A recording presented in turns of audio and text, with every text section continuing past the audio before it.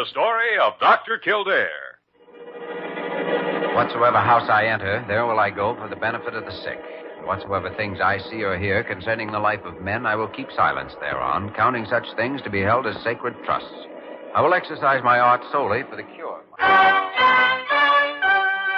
The story of Dr. Kildare, starring Lew Ayres and Lionel Barrymore. Metro-Goldwyn-Mayer brought you those famous motion pictures. Now this exciting, heartwarming series is heard on radio. In just a moment, the story of Dr. Kildare. But first, your announcer.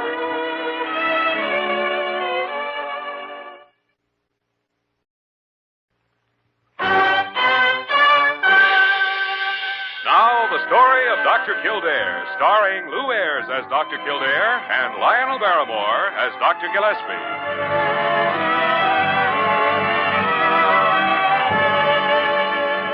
Blair General Hospital, one of the great citadels of American medicine. A clump of gray-white buildings planted deep in the heart of New York. The nerve center of medical progress, where great minds and skilled hands wage man's everlasting battle against death and disease. Blair General Hospital, where life begins, where life ends, where life goes on.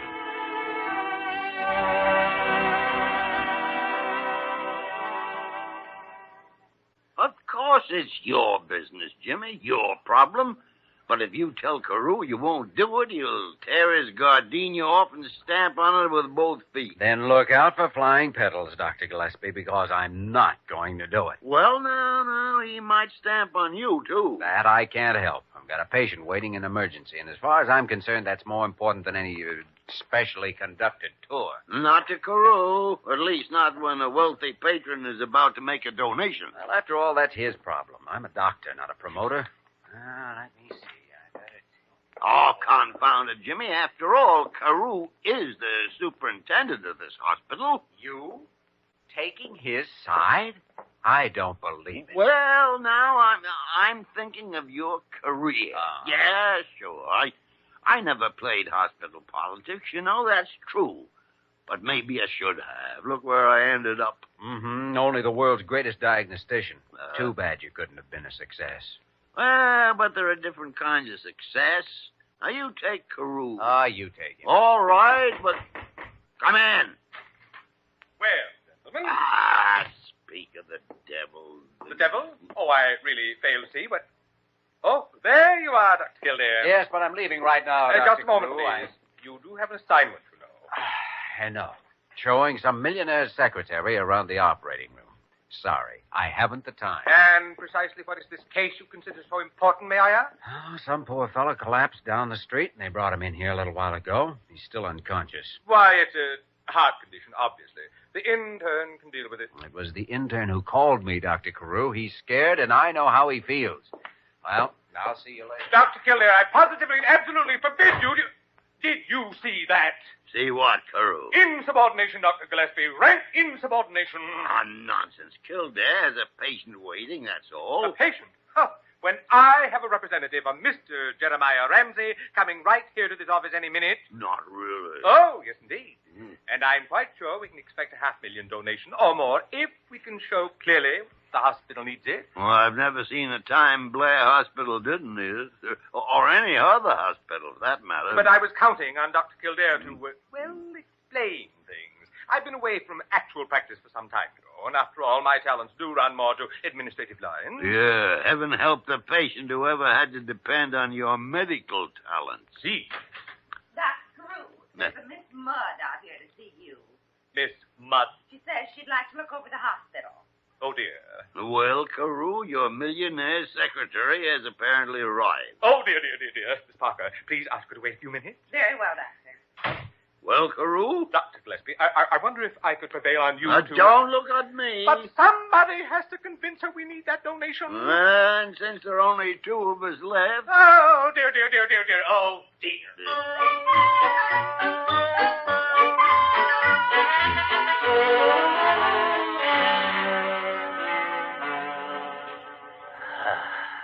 Parker, hand me that stethoscope again, will you? Here you are, Dr. Kildare. Well, it certainly isn't a hot condition, as Carew calls it. You can take a look at that thermometer now. All right, Doctor. Good thing young Benton called me. If this had been handled as a routine 97.4. Subnormal. Let me see now. Oh, there's a slight precipitate beginning to form here. What do you think's wrong with him, Dr. Kildare? Well, it isn't a heart attack. I wonder if he could possibly... Come in. Oh, Benton, yes. Brought his wallet and things up from the office, Dr. Kildare. Is there any change yet? No, none of any importance, but I think I know what's wrong. Let me see now. Yes, if I'm right, there should be... Here we are. What is that? If bearer is found unconscious, notify nearest physician immediately. Give no stimulants. Oh, that's what it is. Uh-huh. Diabetic coma. Parker, get 20 units of insulin from the dispensary. And hurry.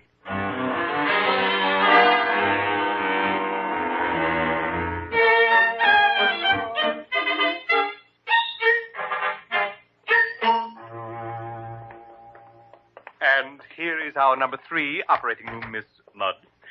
After you. Thank you, Dr. Carew. And like the others, this room, too, is utterly inadequate. You don't say so. Oh, yes, indeed, utterly. As, of course, you can see for yourself. Well, I don't know. I think you're underrating your institution, Doctor. Oh, my dear, look, the lighting. Absolutely preposterous. I'd say it was average. Possibly a little better. Oh, good heavens, no. The lighting over this operating table would never pass inspection by the State Board. Indeed. Of course, it's nothing that a few $1,000s wouldn't take care of. Oh, well, if that's all that's needed, yes, Miss then Mudd? I would certainly think an institution this size could manage it somehow. Oh, well, that's only for this room, and only for the lighting. Actually, the whole hospital is in horrible condition. Oh, Dr. Carew, you must be exaggerating. Exaggerating? My dear Miss Mudd, do you realize that our equipment is so obsolete, our supplies so limited, that we're unable to maintain even the minimum sanitary standard required by law? What? Oh, yes. Shocking. Dr. Carew, I have never been so amazed in my life. Tell me more.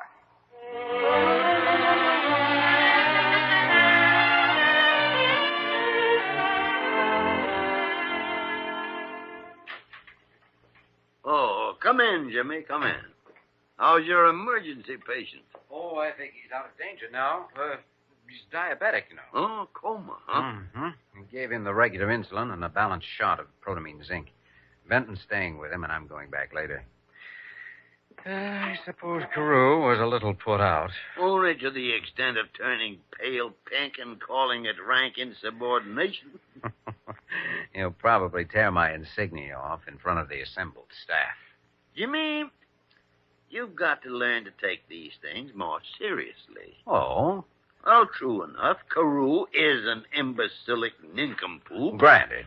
But nevertheless, he can do you a lot of harm professionally. Look, Dr. Gillespie, you know I went into medicine for several reasons, but mainly just because it's the best way I know of helping people. And as far as I'm concerned, the only professional harm that could happen to me would be to change that idea. Kildare, that's rank idealism. You know where I learned it. If you mean from me, that's different. I've been at this hospital since time immemorial, so I can afford to be a cantankerous rebel. You can't. Maybe not. But I still believe the first consideration in medicine always is the welfare of the patient. Yeah, sure, I agree with you, but... Oh, I know the hospital needs money, too, and unfortunately a big part of it has to come from donations. Okay. But I still think... I have no argument with you at all. You're absolutely right.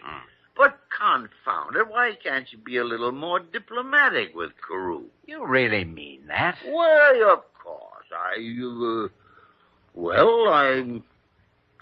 Pull his whiskers. I don't care what you do. Well, I'm back, Dr. Gillespie, in case you need me. Parker, every time you're away for an hour, I'm reminded just how little I do need you for anything. Well... You'd make a good, horrible example for Carew's sales talk. Why, Miss Mudd would take one look at you and... Miss Mudd? Quite a name, isn't it? And Carew thinks that she's a representative from his wealthy patron. Why, yes. Come on, Dr. Gillespie, before it's too late. We've got to find Carew. Oh, yes, gentlemen. Miss Mudd just left, went out to lunch. She'll be back later, of course. She was most impressed by the things I told her. Yeah, imagine she was. Well, Kildare? Just what kind of things did you tell her, Dr. Carew? Well, now, of course, I may have gilded the lily just a bit, overemphasized the rundown condition of our equipment, even hinted at slight irregularities in our ethical standards due to lack of funds, but all in a good cause, Dr. Kildare, if I may take occasion to remind you. I see. Then I take it you're entirely satisfied with what you've accomplished. Feel now that it's just as well I didn't talk to this woman. Well, far be it from me, Dr. Kildare, but I really do doubt that you could have done quite as good a job of selling. Go on, Kildare. Slip in the business. I can't wait. Slip me the business? Dr. Carew, you'd better hang on to something. You see, Miss Mudd is not who you think. She's not? Well, then, who is? I mean, where is Mr. Ramsey's representative? Well, it sounds very much as though he's the man I've had waiting downstairs in the lobby all morning. What? Anyway, Mr. Grunion sent word up that he wanted to look over the hospital. And you kept him waiting all morning? We're ruined. Absolutely ruined. Oh, that isn't the worst of it, Dr. Carew. There's still Miss Mudd. Oh, dear, I'd forgotten her. And apparently you've also forgotten the announcement of her appointment a few months ago. She's one of the new examiners for the State Board of Hospitals. Really? Well, in that case, I suppose I better... Oh, heaven help me. Yeah, you'll need help from somewhere. But you don't realize all the things I told her. We can imagine. I said we were violating sanitary regulations, ignoring fire codes, paying no attention whatsoever to institutional law, and... Good heavens. Carew, stop spinning. But we're ruined. Absolutely ruined. Oh, I don't think it's that serious. She'll make a report to the Board of Regents. They'll throw you out, of course. Throw me out? But after that, things should settle back to normal. Normal, you say? Normal? Huh. I won't see anyone. I won't see anyone. Dr. Carew, get a hold of yourself. Cast aside like an old shoe, and my poor wife, she just ordered new drapes for the dining room. Fine. Be nice for the new superintendent. After all the years I've given to Blair Hospital, the best years of my life, Oh, Dr. Kildare, it's all your fault. My fault? Now, really? Sorry to butt in, fellas, but I got kind of tired of waiting down there. My name's Grunion. Mr. Grunion, I just now learned of the atrocious treatment you were given this morning, and I want to offer you, nay, beg you to accept my abject apologies and humble assurances. Carew, stop licking Mr. Grunion's boots. What's wrong with him? One of the mental cases? Oh, no. Dr. Carew is our former superintendent. You're kidding. No, really. You see, he takes the patient's troubles so much to heart that sometimes it's just too much for him. Now, Mr. Grunion, if you don't mind waiting outside, I'm sure he'll be all right in a few minutes. But I've been waiting up. Well, now, what are we going to do? Carew, you're a fathead. No, dear.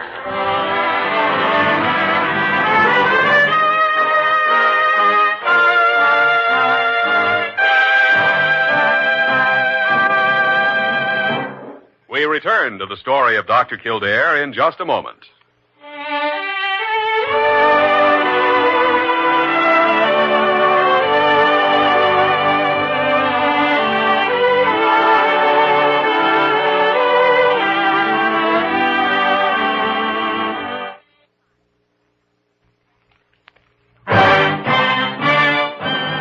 Now we continue with the story of Dr. Kildare, starring Lew Ayres as Dr. Kildare and Lionel Barrymore as Dr. Gillespie.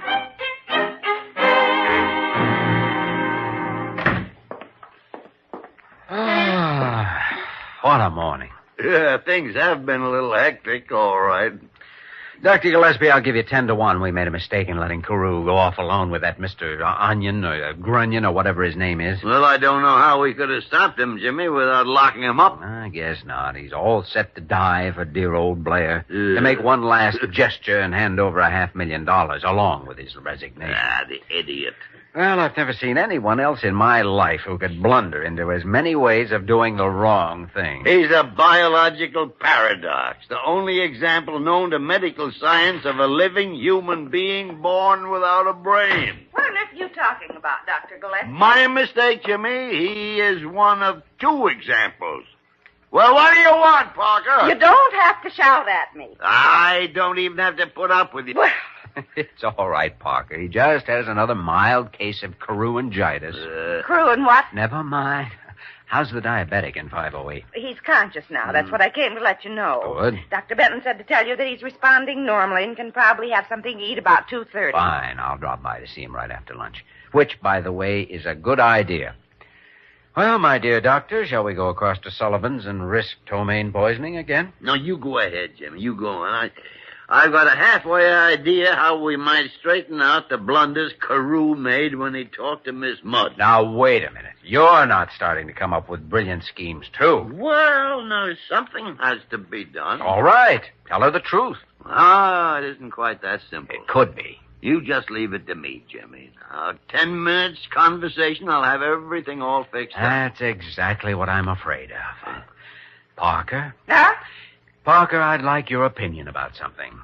Oh, why, of course, Dr. Kildare. Tell me, what do you think of a man who's prone to go off on tangents and violate his own principles? If you're talking about who I think you are, well... A man who has repeatedly claimed that a staff doctor should concern himself only with the medical affairs of the hospital and should stay away from the...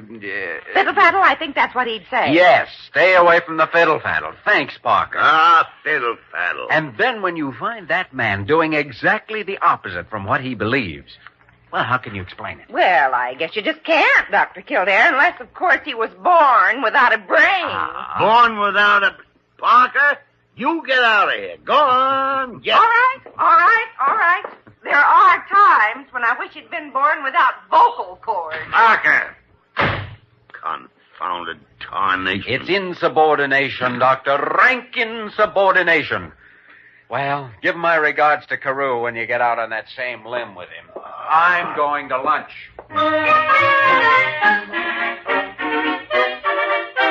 Oh, yes, indeed, Mr. Grunion. The lighting over this operating table is completely inadequate. You see?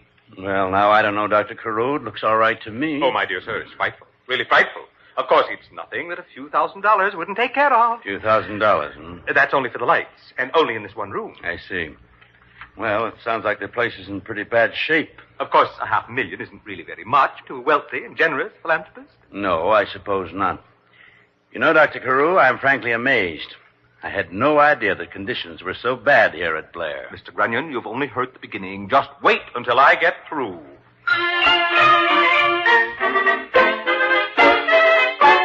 Dr. Gillespie, do you mean to say that you went without your lunch and waited here for me to get back in order to tell me that?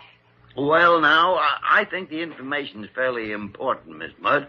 And, of course, it'd be impossible to tell you in front of him. I see. Well, I imagine it might have been a good deal more shocking if I weren't partly prepared for it already. I suppose you are quite sure. Oh, yes, of course. Ordinarily, he's quite normal, but he does have these spells when he gets nuttier than a walnut grove. Of course, we've all known about it all these years, you know. Well, shouldn't something be done about it?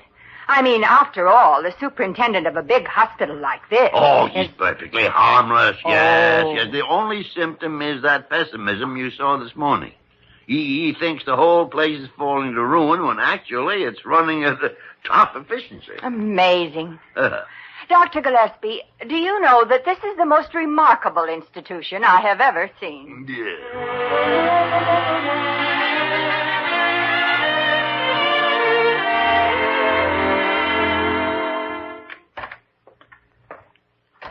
Good afternoon, Benson. How's our patient? Well, Dr. Kildare... Young man, I'm quite capable of answering the question for myself. Oh, you apparently are. Feeling all right, eh? I haven't felt better since my 62nd birthday. Thanks to you, so I'm told. Oh, well, you've been told wrong. Dr. Benton's your physician. I'm only a consultant in the case. Thanks to both of you, then. Dr. Kildare, if you're going to be here a while, I think I'll grab some lunch. Sure, go ahead. His response has been completely normal. I gave him 10 more units at 1 o'clock and ordered a standard DB lunch. It's due now. All right, Benton. See you later. Talk about a man like he's a dad-blamed specimen under a microscope. Oh, but you're a live specimen, at least. Yeah, good point. Very good point. Of course, you won't be long if you go around skipping your insulin shots very often. Well, a man gets careless at my age. I know. Worse than that, gets to be a dad-blamed fool. You wouldn't know. Oh, well, I'd say you're a long way from being a fool. Flattery, that's all. You a staff doctor here? Guilty, Your Honor. Getting rich at it, imagine. Oh, yes. I have a private annex at Fort Knox. Young man, suppose I hadn't been a half block from a hospital when this happened. Oh, but you were, so why suppose? Yes, imagination is bad business. Have lunch with me, young fellow. Always hate to eat alone. Sure, I'll have a cup of coffee. I like to watch a convalescent patient eat. It means he's recovering. Means you'll get rid of him that much quicker, too. Oh. You know something, young man? Hmm? I think we understand each other. You know something else? I think I agree with you.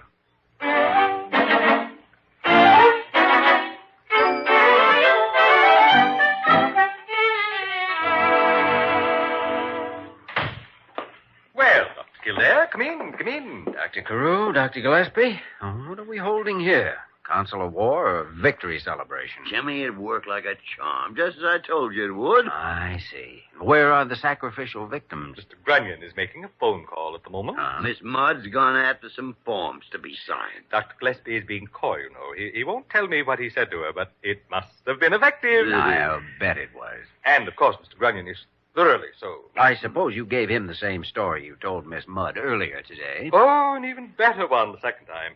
Everything is just wonderful, Dr. Kildare. Why, I'm even inclined to forgive your little peccadillo. Thank you very much, Dr. Carew. Oh, come in, Miss Mudd. I'll just leave these with you, and you can mail them in. Oh, Miss Mudd, I don't believe you've met... Oh, hello, Dr. Kildare. How are you, Miss Mudd? You know each other? We met at lunch over at Sullivan's. Yes, we had a very interesting conversation. In fact, that's the only reason I'm giving the hospital a clean bill of health, so to speak. What? You see, Dr. Kildare told me the whole story. And after all, Dr. Carew, I couldn't see any of those terrible conditions you tried to point out. Do you mean you already talked to Kildare when I was telling you about Carew being a mental case? Dr. Gillespie. Oh, yes, but I thought it was so cute to let you go on with it. Cute? Well, I suppose I really should go. Sorry to keep you waiting, gentlemen. Well, Mr. Grunion. Well, Miss Mudd, imagine meeting you here. You two know each other. Oh, yes, we met at the medical convention in Albany a few weeks ago. Yes, we did. Yes, indeed. Yes. Well, Mr. Grunion, I do hope you'll be able to convince Mr. Ramsey of our needs. Ramsey? Who's Mr. Ramsey? Why, he's your, Mr. Grunion. Who in heaven's name are you? Field representative for the Pan Acme Hospital Insurance Plan. Oh, dear. We had considered putting Blair Hospital on our preferred list. Oh, dear. But, of course, that's out now that I've learned about conditions. Oh, dear. Mr. Grunion, I think the boys have been giving you a rib. Maybe I can straighten the whole thing out. Well, I do respect your opinion, Miss Mudd. Well, come on, then. Let's go find a quiet spot and reminisce about Albany. See you again soon, Dr. Kildare. I hope so. Goodbye, Miss Mudd. Dr. Kildare, I hardly know what to say. Carew, I think we both said too much already. Well, since everything seems to be taken care of, I guess I'll just get back to work. There's only one thing. I'd so counted on that donation from Mr. Ramsey. I wonder what could have happened to his... Ramsey? Oh, Dr. Carew, I almost forgot. Mr. Ramsey should have all the arrangements completed and a check deposited to the hospital account by, the end of the week. What? Dr. Kildare, how do you know? He told me a little while ago, as soon as he recovered from his diabetic coma. Oh, no. You mean that emergency patient in 508, the one that you... Oh, dear. He seems to be highly impressed by our efficiency and our concern for the welfare of the patients. Maybe overly impressed. I must go lie down. I must go and take an aspirin or something. Oh, dear. Well, then, Jimmy. Oh, Dr. Gillespie, I was just lucky. Confounded. Oh, now don't say it. But I...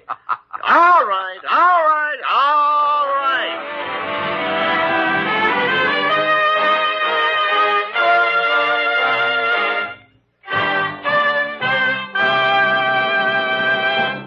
In just a moment, we will return to the story of Dr. Kildare.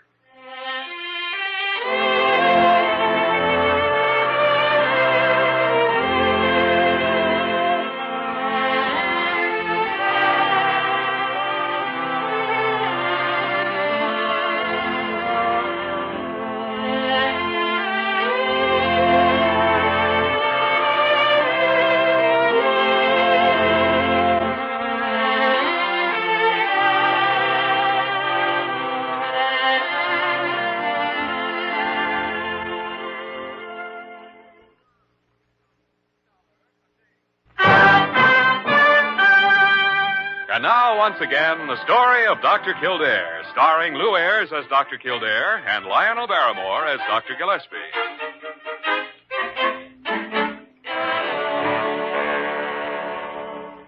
Dr. Gillespie, I've got all these forms filled out now for the State Hospital Board. If you'd like to sign them, we'll get them sent off. Love to sign them, Jimmy. I hope you've included our best regards to Miss Mudd. Oh, yes, enclosed a personal note. Personal, huh? I hope you asked her to say hello to Mr. Grunion just in passing. Maybe at some Albany convention. I mentioned his name. Yeah, good. Well, here you are. And may they both rest in peace. Allowing for your exaggerated metaphors, I guess I agree with you. A mix-up like that once a year is plenty. Dr. Gillespie, there's a Mr. Beetlepuss here to see you. Beetlepuss? Never heard of him, Parker. Well, he says he wants to look over the hospital. Dr. Kildare, what are you doing under that desk? Dr. Gillespie, get down off that coat rack. Parker, why does he want to look over the hospital? Well, because he works for the phone company, and he has to know where the new telephones are supposed to go. Jimmy, you go with him. Not me, Parker. Take Mr. Beetlepuss upstairs and introduce him to Dr. Carew.